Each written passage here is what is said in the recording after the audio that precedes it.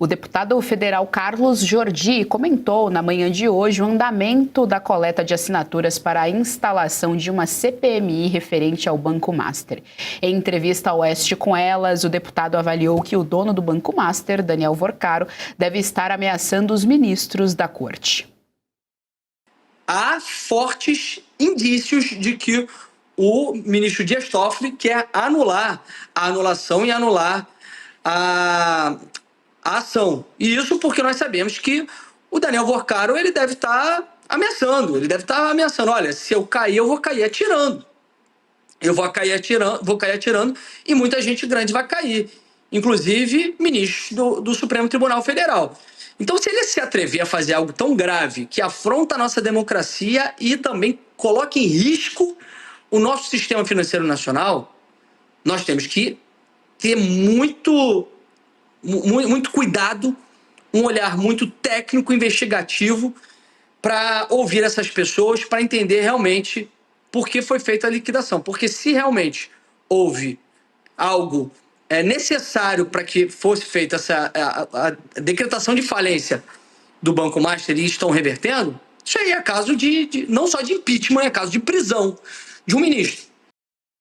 Caute, nós estávamos no Oeste com Elas hoje de manhã, entrevistamos então o deputado federal pelo PL do Rio de Janeiro, Carlos Jordi, a respeito de todo esse escândalo do Banco Master. Ele está à frente aí dessa coleta de assinaturas e faz aí um levantamento grave. Primeiro, a questão do lobby, o famoso tráfico de influência do ministro Alexandre de Moraes, e segundo aí em relação a esse medo, essas ameaças todas que estariam acontecendo envolvendo esse Banco Master. Vale ressaltar que interesse público, portanto, CPMI mais do que adequada que aconteça em relação a esse caso. Agora, a grande questão é se isso vai para frente e como é que isso vai para frente, Carlos Caute. Não, mais do que adequada e mais do que indispensável, fundamental, necessária uma CPMI, mas não por nada, sem querer acusar ninguém, vamos dar para todo mundo o benefício da dúvida, né, e também vamos ser garantistas, mas pelo menos que expliquem, pelo menos que a gente saiba o que aconteceu, porque assim, todo mundo é inocente até que se prove o contrário, mas também não é possível que o Brasil não saiba, porque tem dever de transparência a qualquer órgão público, inclusive o próprio Supremo, inclusive o Banco Central, porque na CPMI seriam convocados o diretor do Banco Central, a esposa do ministro Moraes, entre outros, né? Então, e eles vão ter que ir, como o Jordi disse, e falar, né? Não adianta pedir habeas corpus, porque não sendo investigados, não teriam direito. Então, por isso que todo mundo está com medo de uma CPMI, porque lá saberemos muitas coisas, e até produção documental, muitas coisas interessantes. Agora, o ponto é, de fato, o Jordi tem razão, porque quando você contrata a esposa de um ministro do Supremo, e o ministro do Supremo liga 6 vezes para o presidente do Banco Central, que é o órgão regulador do cliente daquela esposa, que deu um contrato completamente desproporcional, porque esse é o ponto. Fosse um contrato normal. Fosse um contrato, assim, do ponto de vista numérico, do ponto de vista de valores, um contrato, assim, por uma causa específica, uma defesa, até pode ser até caro, mas que fosse um contrato que entrasse na lógica de qualquer escritório de advocacia, seria, no mínimo, imoral, mas não teria tanta polêmica. Agora, achar justificável, do ponto de vista da lógica, da lógica básica, um contrato de 130 milhões de reais com a esposa de um ministro de uma Corte Suprema do Brasil, sem sequer objeto definido, porque valia tudo. Era representação nos tribunais, na Receita Federal, no Congresso, só faltava representar na frente de Deus, né? Fala lá e para expiar os pecados, né? Assim, contra tudo, sem uma causa definida, sem 77 mil processos no Brasil, ela atua em 2 e perde os 2, em primeira e segunda instância. Mas digo, assim, é o desprezo do ridículo.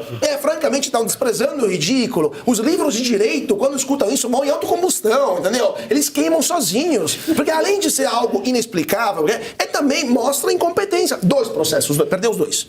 São 77 mil em 2 anos, perdeu os 2. E ainda era de difamação, não era nem um processo não era complexo. Não, sim, e outra, desculpa, só para terminar.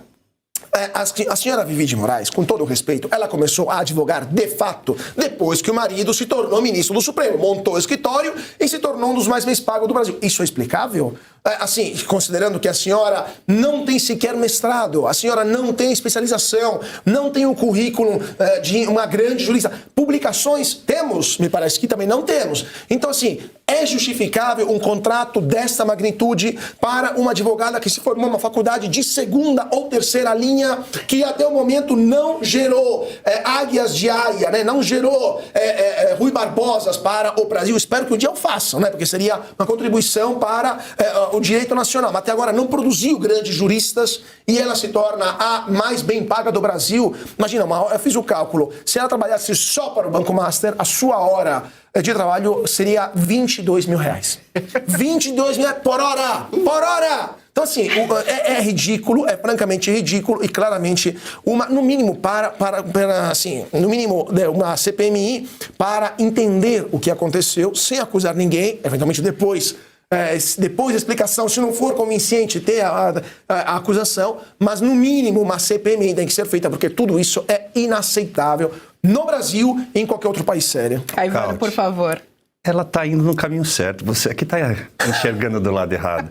Se o TOEFL sair, ela pode entrar com essas credenciais que você acabou de apresentar. É igualzinho o currículo do TOEFL. A única diferença é que ele fez Largo São Francisco. Ninguém sabe como se formou, mas que ele fez, ele fez. Mas ele no currículo botou 2 vezes, não uma, mas 2 vezes no concurso de magistratura, se tornou advogado do PT. Isso ela não tem, né? Não falta no currículo a senhora Vivi ser advogado de um partido. Não dá ideia, porque o Zanin já foi advogado do Pois é, inclusive já passou lá. Então, assim... Não precisa, mas essa cota já foi preenchida, pelo amor de Deus. Assim, não, mas isso, desculpa, Gisele, para você que é aluno da São Francisco, que está assistindo a gente, assim, pode mudar de faculdade, não serve. Não precisa que fazer um vestibular difícil? Para que se matar em livros?